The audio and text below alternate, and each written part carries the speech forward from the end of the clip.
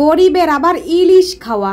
ইলিশের যে দাম শুনলি হার্ট অ্যাটাক আর ব্রেন অ্যাটাক মিলাইয়ে একটা অন্য অ্যাটাক হইয়ে যায়।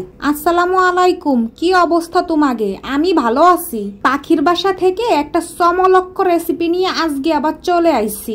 এই মাছ দেখতেও যেমন ইলিশের মতো রূপালি, ঘিরানটাও একটু ইলিশের মতো আছে। এখন আবার অনেকেই কবানে কই আগরতলা আর কই মাছার তলা, চাঁদের সাথে পাদের তুলনা। ওরে ভাডিরা বন্ডিরা, আমি তুলনা মুলনা কিছু করতে আসিনি। এখন তোমরাই কও ইলিশ খাতে পারি না বইলে কি ইলিশের স্বাদও নেব না?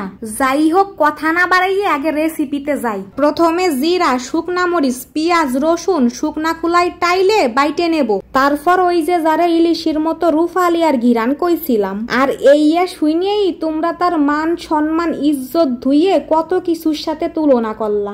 ওইয়াই কাইটে ধুয়ে পরিষ্কার করিয়ে নুন হলুদ আর ওই টাইলে নিয়া মশলা টুক বাইটে আইনে ভালো করে হাতে মাখাই নেব, একদম বিয়ের আগে নতুন বউ বরের মতো। এমন ভাবে এপাশ ওপাশ সুন্দর করে মাহাইতে হবে, মাহানুর পর দেহেই যেন জিব্বেই ফানি চলে আসে। মাহানু শেষ হইলে কিছুক্ষণের জন্য আবার তাকে জিরেতে দিতে হবে। 10-15 মিনিট জিরেতে দিলেই হবে, বেশি সময় লাগবে না। এবার চুলোর পর কড়াই বসাইয়ে তেলের ড্রামডারে শোয়াইয়ে বলবো, সয়াবিন ঢাল।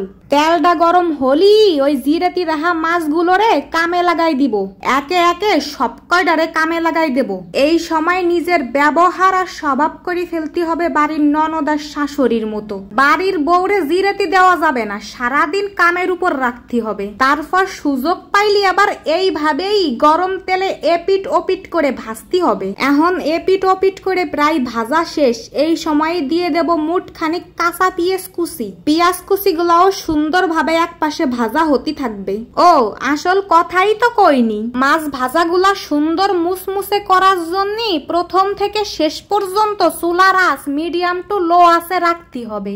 এখন টিপস থুইয়ে আগে রান্দাই যাই। এবার পেঁয়াজ গুলা সুন্দর করে মাছের সাথে ভাজে নেব। এই পেঁয়াজ ভাজার মধ্যেই মাছ আরো 2-1 বার উল্টাই দেব, যাতে করে ভাজা পেঁয়াজের ফ্লেভারটা মাছের মধ্যে ভালো করে ঢুকে। এখন অনেকেই কবানে ইলিশের সাথে কি অন্য কোনো মাছের তুলনা হয় না যে, তা আমিও জানি। এখন কথা হইল ইলিশের যে দাম, ওই 1 কেজি মাছের দাম দিয়ে অনেক পরিবার 1 মাসের জন্য মাছ কেনে। এখন অল্পের মধ্যে যদি মন রে বুঝ আর জিভ বেড়ে স্বাদ দিতে পারি, তাহলে খারাপ কি? যাই হোক, রান্না বাড়া শেষ। এখন গরম গরম কয়টা ভাত নিয়ে বসিয়ে যাব খাতি, সাথে নিয়ে নেব 2টা ইলিশ ভাজা। ওই টালা মশলা বাটার ঘিরান আর একটু ইলিশের ঘিরান মিলে মিশে একদম একাকার, পুরাই অমৃত। বিশ্বাস না হইলে নিজেই একবার রাইন্দে খাইয়ে দেখো, একটু হইলেও ইলিশের স্বাদ পাবানে। এখন তাইলি কথা না কইয়ে গরম ভাতরে ভাজা মশলা দিয়ে মাখাইয়ে মাছ দিয়ে একটু নিলিবিলি খাই।